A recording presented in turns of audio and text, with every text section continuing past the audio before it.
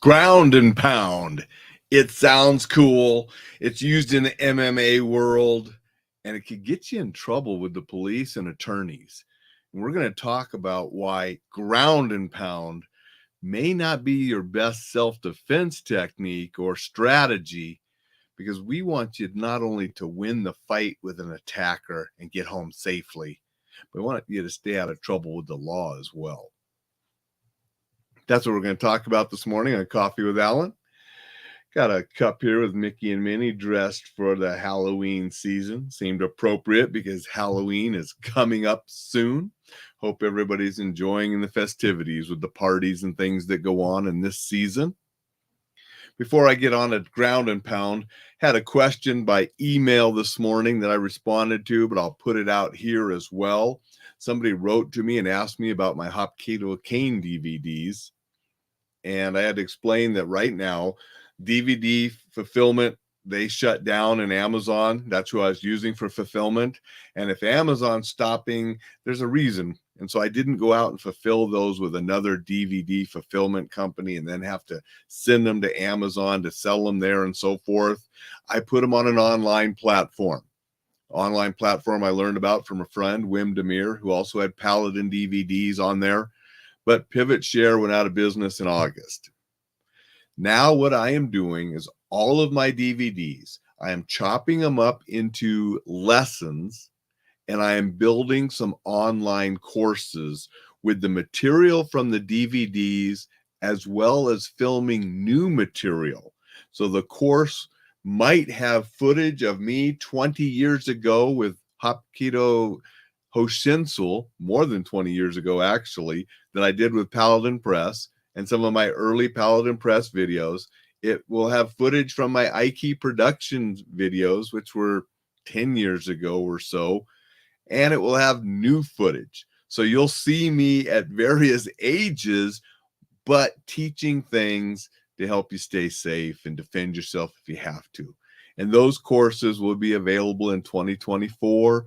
I'm working on them now. There's a lot of technology stuff involved with a learning curve for me to learn how to do some of this, but that's what's going to happen with all of my DVD programs. They will be included in the online courses and the membership site that I'm creating. Want to say good morning to Jay and Vicky. They're here and said hello. Let's talk about ground and pound and why it's maybe not your best strategy. Now, for those of you not familiar with the term, it's often used in MMA. Ground and pound is simply when you knock a guy out or, get him on the ground and he's a little dizzy or whatever, and you just jump on top of him and start pounding the heck out of him until the referee stops it, usually in an MMA match. On the street, a ground and pound, it might stop when the guy's unconscious or possibly even dead. I mean, if savagely just pounding on that person when they're sort of helpless. So why don't we want to do that in self-defense? Because when law enforcement show up and attorneys get involved, you can find yourself in trouble. Excessive force. Much better. You hit that guy and he goes down a little dizzy. If you can escape to safety, take that opportunity. Get to safety. You jump on top of him and start pounding him. You may seriously injure or kill him.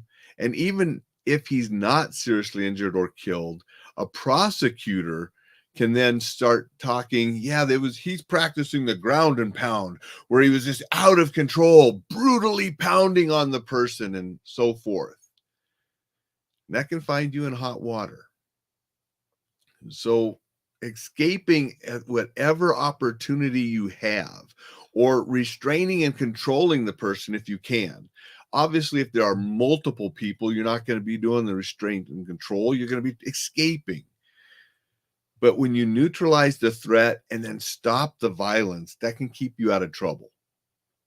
Now, years ago, when I was working in the prosecutor's office, I spent a year with the city attorney's office. I prosecuted a guy for assault. And here's the situation. I've told this story before. You may have heard it, but I'll tell it again here. It was a bar fight outside of a bar. Two guys got into a fight. I do not know who started it for sure. The guy that went down with a broken ankle because he tripped on the curb, there's a good chance he started it. But the other guy that was still standing, instead of leaving, he went over and started kicking the guy that was down with the broken ankle. That is when law enforcement showed up.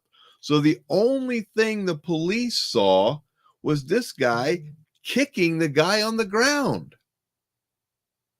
Now, to make matters worse, when the police arrested him, the guy made the comment, "I had to get my licks in." And that went down on the report. So when I'm prosecuting the guy for assault, he claimed it was self-defense and the guy with the broken ankle had started the fight. That may have been true. The problem is when the guy was on the ground with a broken ankle, it was no longer self-defense. Those kicks that the police officer witnessed and had a statement saying, "I had to get my licks in," were assault. And that's what he was found guilty on. And that's how I created my closing statement. After we had the facts out, it was pretty simple. And I said, everything before those kicks didn't matter. Those kicks, when the guy was on the ground with a broken ankle, were assault, and he should be found guilty, and he was. So that's why we have to be careful with excessive force, and why the ground and pound strategy could get us in trouble. You're pounding on a guy, and that's when law enforcement shows up, or that's when the video camera is captured, because often the video cameras won't capture the very beginning. People all, "Oh, something's going on." Then they turn the camera on, and they only film you pounding and as the guy's on the ground. That's what's going to get you in trouble with the law. You can also be sued for it. So not only criminally, it can be civilly, so it can cost you money. So the best course of action is as soon as the threat is stopped and you have an avenue to get away and escape, or an avenue to control that person and just stop violence, those are your best courses of action. If you go too far, you will face the possibility of being in courtroom civilly or criminally or both. And some of the stuff that I want to teach you is to defend yourself, go home safely, but I want to keep you out of jail, and I want to keep your bank account okay too, because either of those can cost you a whole bunch of money. Even if you're found innocent and they don't find you guilty and have to pay, you had to pay all the lawyer costs and all of that kind of stuff to go through the process. So we don't want any of that. Going to see a couple comments. Jay said, super cool. I think he was talking about the courses that are coming up, taking the old videos, chopping them up, filming new stuff, and adding to make some really good courses and a really good membership site.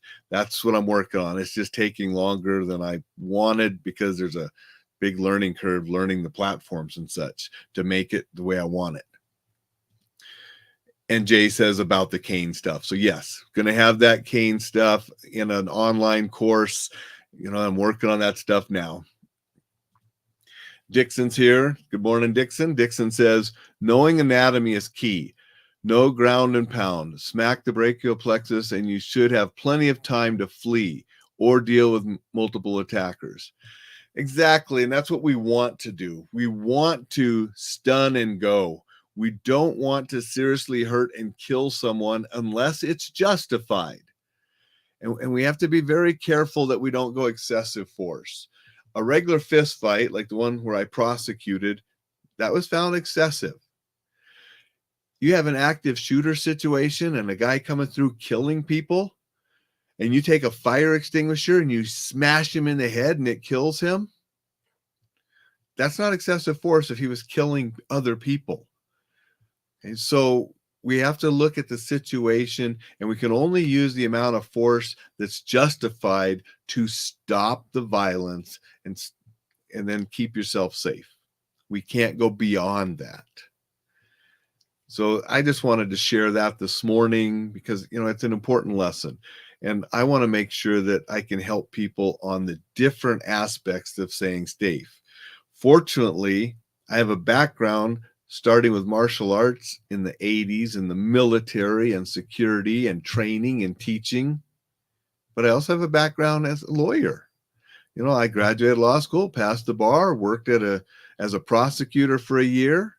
So I can help you with the different areas to try to make sure that you are safe, you know how to defend yourself without going past the limits so you can enjoy life. Because that's what it's really about.